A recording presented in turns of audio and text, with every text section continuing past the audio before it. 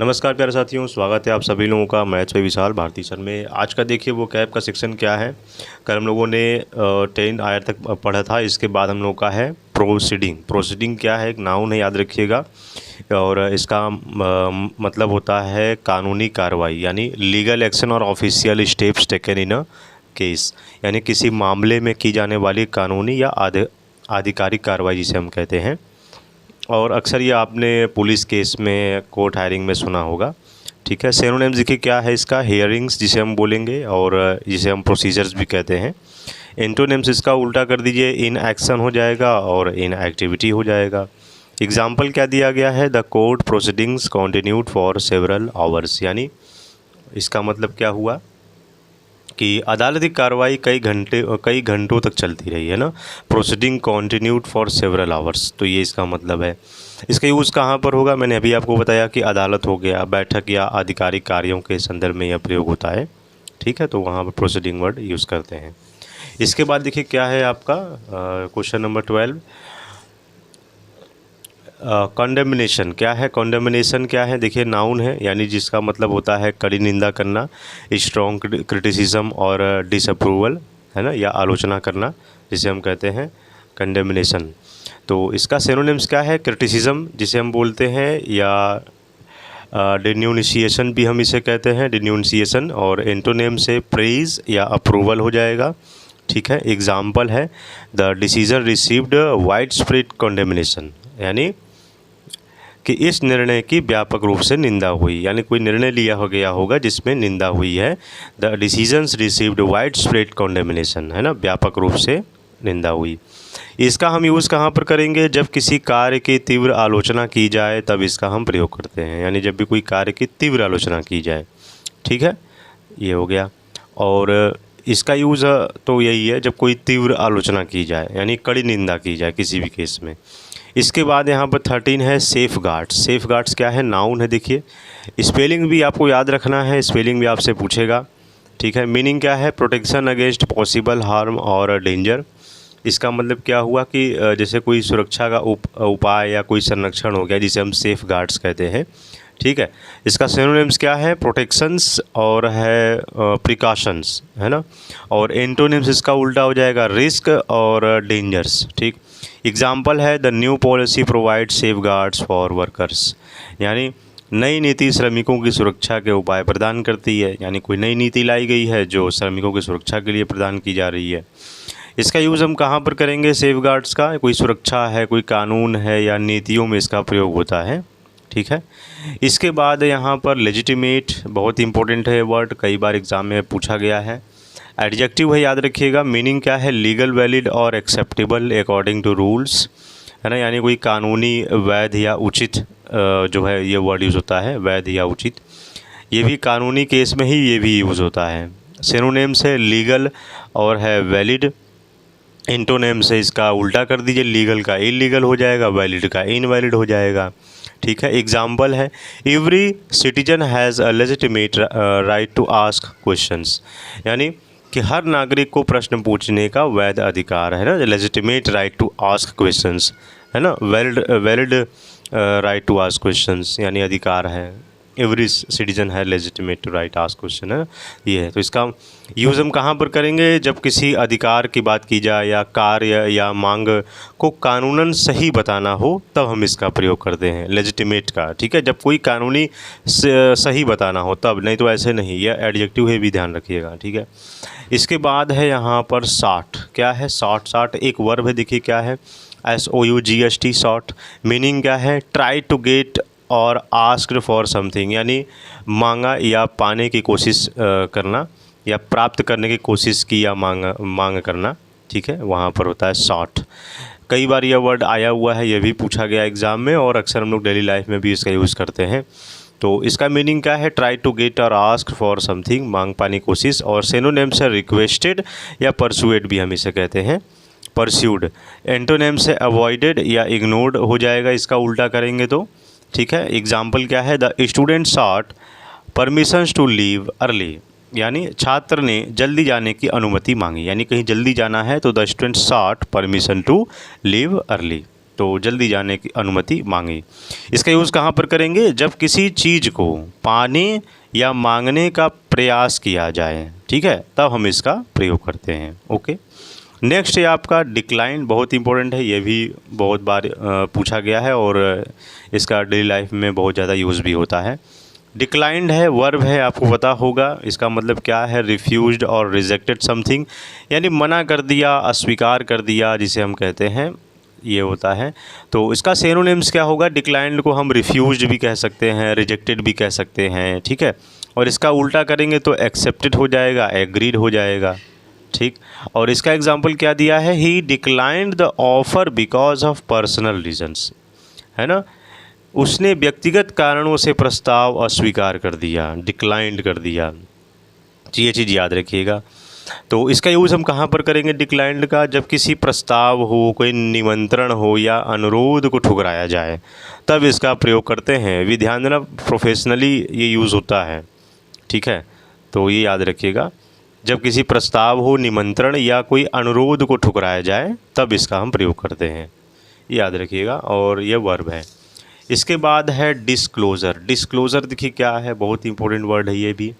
Noun है, याद रखिएगा। डिस्क्लोज़र मीन्स क्या होता है? The act of making information known, यानी खुलासा करना या प्रकटीकरण करना, यानी कोई जानकारी का खुलासा करना, है ना। सिनोनिम्स है रिविलेशन या एक्सपोजर हो जाएगा, ठीक है। और एंटोनिम्स इसका कर दीजिए, कैंसिलमेंट हो जाएगा और सीक्रेसी हो जाएगा, ठीक है ये। और इसका एग्जाम्पल है the disclosure of facts change the whole case, है ना। The disclosure of facts change the whole case, यानी तथ्यों के खुलासे ने पूरे मामले को बदल दिया, इस प्रकार है, ठीक है। इसका यूज़ हम कहाँ पर करेंगे? जब किसी छिपी हुई जानकारी को सार्वजनिक किया जाए, तब इसका हम प्रयोग करते हैं। कि जब कोई छिपी हुई जानकारी हो, अगर उसका हमें सार्वजनिक रूप से हमें इसको दिखाना है, तो हम डिस्क्लोज़र वर्ड यूज़ करेंगे, ठीक है। इसके बाद है कॉन्ट्रेरी या कंट्री भी हम जिसे कहते हैं, कंट्री। कंट्री क्या है? तो क्या है? The opposite of what has been said और एक्सपेक्टेड, यानी विपरीत बात, कोई विपरीत बात या उल्टा तथ्य यहाँ बताने की बात कही जा रही है। कंट्री एक नाउन है, याद रखिएगा। सिनोनिम्स है अपोजिट या रिवर्स हो जाएगा, और इसका उल्टा कर दीजिए एंटोनिम्स, एग्रीमेंट हो जाएगा और सिमिलरिटी हो जाएगी, ठीक है। तो ये है, क्या दिया गया example? He claimed he was innocent but the evidence proved the country, है ना। कंट्री क्या है? तो उसने खुद को निर्दोष बताया, क्योंकि लेकिन सबूतों ने इसके विपरीत साबित कर दिया। अक्सर होता है ना कोर्ट केस में कि ही क्लेम्ड ही वॉज इनोसेंट, यानी उसने खुद को निर्दोष बताया, but the evidence prove the country. Country क्या है? यानी लेकिन सबूतों ने इसके विपरीत साबित कर दिया, है ना। इसका यूज़ हम कहाँ पर करेंगे कॉन्ट्रेरी का? कि जब किसी बात के बिल्कुल उलट तथ्य की चर्चा हो, तब हम इसका प्रयोग करते हैं। ओके, ये है, यानी कोई बात के उलट कोई तथ्य की चर्चा हो, तब हम कॉन्ट्रेरी वर्ड यूज़ करेंगे, नाउन, याद रखिएगा। इसके बाद देखिए डब्ड, बहुत इंपॉर्टेंट है, ये अक्सर आप सुनते होंगे अगर यूट्यूब वीडियो देखते हो या कोई मूवी एक्सप्लेनेशन आप देखते हो, उसमें लिखा आता है ना, अरे डब्ड है, डब्ड है, डब्ड। डब्ड का मतलब क्या है? देखिए, ये एक वर्ब है, मीनिंग क्या है? कॉल्ड और नेम्ड समवन और समथिंग इन अ पार्टिकुलर वे, यानी नाम दिया या कहा। सिनोनिम से कॉल्ड या नेम्ड, यानी कोई चीज़ कहना या कहा गया है तो उसको ट्रांसलेट करके दूसरे चीज़ों में बताना, कहना। जैसे आप इंग्लिश मूवी है तो उसको हिंदी में ट्रांसलेट करके देखोगे तो वहाँ पर क्या लिखा था? अरे यह Hindi dubbed, English dubbed, Bengali dubbed, Tamil dubbed, Malayalam dubbed, है ना, पंजाबी डब्ड। तो ये वर्ड यूज़ होता है, तो ये याद रखिएगा। डब्ड यानी कोई बात कही गई है, कहा गया है या कोई नाम दिया गया है, ये चीज़ें हैं डब्ड। तो यहाँ पर इसका एंटोनिम्स क्या है? कॉल्ड का, जैसे यहाँ पर कॉल्ड और नेम्ड सिनोनिम से, तो इसका उल्टा करेंगे तो अननेम्ड हो जाएगा और अनआइडेंटिफाइड हो जाएगा। एग्जाम्पल है the media dubbed him the hero of the match, यानी मीडिया ने उसे मैच का हीरो कहा। The media dubbed him the hero of the match, hero कहा। तो कहा जो यहाँ पर वर्ड आया है डब्ड यानी कहा। The media dubbed him the hero of the match, यानी मीडिया ने उसे मैच का हीरो कहा। तो ये याद रखिएगा। कार्ड भी हो सकता है, कार्ड भी आपका है ही, ठीक है। इसके बाद है लीगैलिटी। क्या है? लीगैलिटी है। लीगैलिटी का मतलब होता है वैधता या कानूनीपन। कानूनीपन का मतलब है, देखिए क्या है, the quality of being legal और अकॉर्डिंग टू द लॉ, ठीक है, अकॉर्डिंग टू लॉ, यानी कानून के अनुसार होने की स्थिति, जिसे हम लीगैलिटी कहते हैं। नाउन है, याद रखिएगा। सिनोनिम्स क्या है? लॉफुलनेस और है वैलिडिटी, ठीक है। और एंटोनिम्स हो जाएगा इलीगैलिटी हो जाएगा और अनलॉफुलनेस हो जाएगा, इसका उल्टा कर देंगे तो। एग्जाम्पल है the legality of the order was question by many people, ठीक है। तो इसका मतलब क्या हुआ कि उस आदेश की वैधता पर कई लोगों ने सवाल उठाए, है ना। The legality of the order was question by many people, उस आदेश की वैधता पर कई लोगों ने सवाल उठाए। इसका यूज़ हम कहाँ पर करेंगे? कोई कानूनी मामलों हो गए, नियमों, कोई नियम हो गया, या कोई सरकारी आदेशों की वैधता बताने के लिए इसका प्रयोग किया जाता है, ठीक है। लीगैलिटी वर्ड यूज़ होता है अक्सर, कोर्ट कचहरी में आपने देखा होगा ये चीज़ें, ठीक है।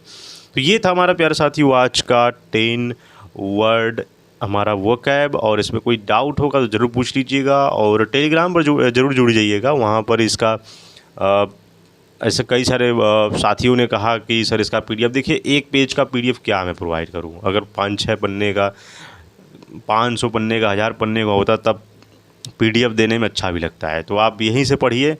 और कई सारे लोगों ने ये भी कहा कि सर बुक पढ़ने में सिनोनिम्स अच्छा नहीं लगता है, आपके वीडियो के माध्यम से समझ में आ रहा है। तो बिल्कुल आप यहाँ से वीडियो देखिए, आप चाहो तो आप ईयरफोन लगा करके आप उसको ऑडियो के रूप में कान में अपना सुन लीजिए। कहीं पर जा रहे हैं, रास्ते में जा रहे हैं, तो आप इसको आप सुन लीजिए, आपको हेल्प हो जाएगा। डेली आप 10 वर्ड आपको पढ़ोगे, आप चाहे कोई भी एग्ज़ाम की तैयारी कर रहे हो, चाहे भी स्टूडेंट हो या आप कोई भी आप पर्सन हो, बिल्कुल ये आप सभी लोगों के लिए इम्पोर्टेंट है ना। अगर आप इंग्लिश न्यूज़पेपर पढ़ते हो, उसका आपको मीनिंग नहीं आ रहा, तो आप यहाँ से भी वर्ड मीनिंग डेली आपको 10 वर्ड मीनिंग पर ध्यान देना है ना। आप आराम से जो है आप 1 महीने में पूरा जो है वो 300 वर्ड मीनिंग आप तैयार कर लोगे, है ना। तो इस प्रकार आप जो है वर्ड मीनिंग अपना धीरे धीरे आप याद करते रहिए। और मैं आपको यहाँ पर सिनोनिम्स, एंटोनिम्स और इसका एग्जांपल भी दे करके मैं समझा दे रहा हूँ, जिससे आप भूले ना, ठीक है। और इसको लिख लेंगे तो और बेटर होगा, ठीक है। और जो बच्चे खासकर एग्ज़ाम की तैयारी कर रहे हैं तो उनके लिए तो बिल्कुल लिखना कंपलसरी है, ठीक है। रोज़ डेली आपको लिखना है और याद करना है और मेमोराइज़ करना है, ठीक है। तो कोई डाउट होगा तो ज़रूर पूछ लीजिएगा, और हाँ चैनल बना है तो सब्सक्राइब कर लीजिएगा और अपने फ्रेंड को ज़रूर शेयर कर दीजिएगा, ठीक है प्यारे साथियों। मिलेंगे आपसे नेक्स्ट वीडियो में। जय हिंद, जय भारत।